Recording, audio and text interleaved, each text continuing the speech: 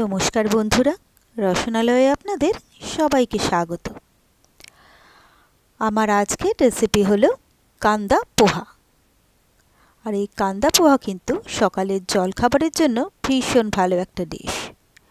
এছাড়াও কিন্তু আমরা এটা সন্ধেবেলা টিফিনেও খেতে পারি।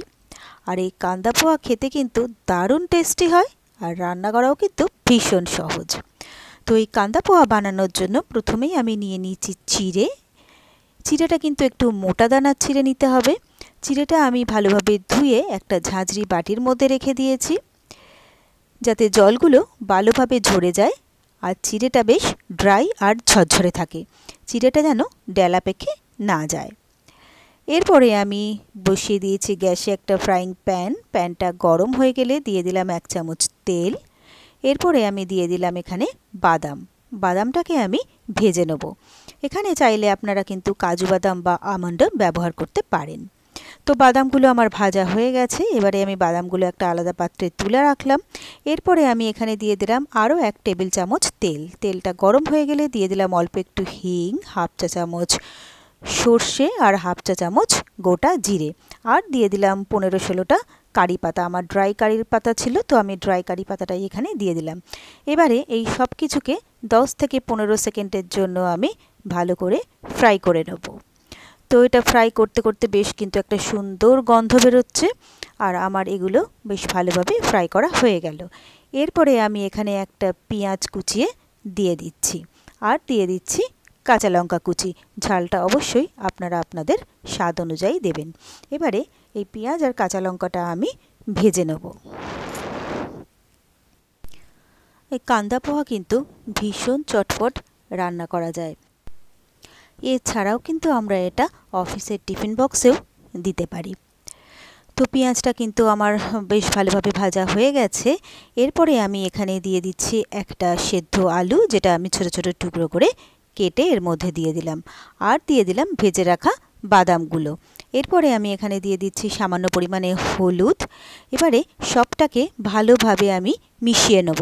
এরপরে 1.5 থেকে 2 মিনিটের জন্য সব কিছুকে ভালোভাবে আরও একবার ফ্রাই করে নেব।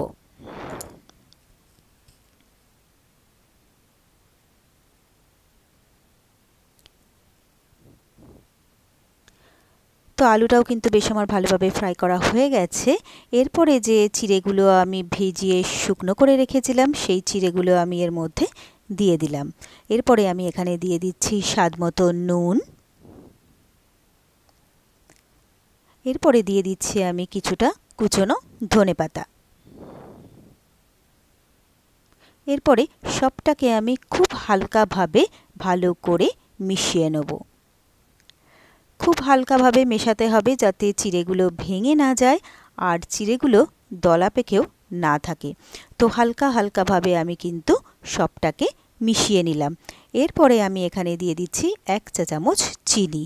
চিনিটা দিলে কিন্তু এর টেস্ট যেমন ভালো হয়, আর এর থেকে একটা ভালো ফ্লেভারও আসে। তো চিনিটা দিয়েও কিন্তু আমি খুব হালকাভাবে চিড়েটাকে সব কিছুর সাথে মিশিয়ে নিলাম। এরপরে আমি চিড়েটাকে 2 মিনিটের জন্য রান্না হতে দেব মিডিয়াম টু লো ফ্লেমে।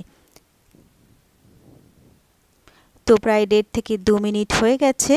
এরপরে আমি এখানে নিয়ে নিয়েছি পাতিলেবু, দিয়ে দিলাম একটু পাতিলেবুর রস। এরপরে আমি এটা আরও একবার ভালো করে মিশিয়ে নেব। তবে যখনই মেশাবো হালকাভাবে মেশাতে হবে। আমি কিন্তু গ্যাসটাকে অফ করে দিয়েছি।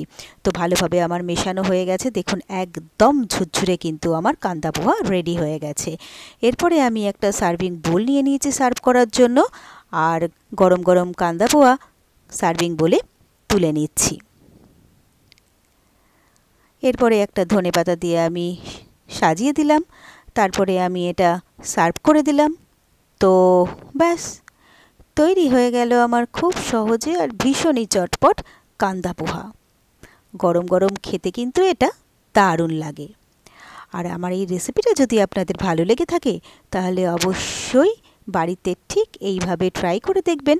আশা করি আপনাদেরও ভীষণ ভালো লাগবে, আর বাচ্চা থেকে বড় সবাই পছন্দ করবে।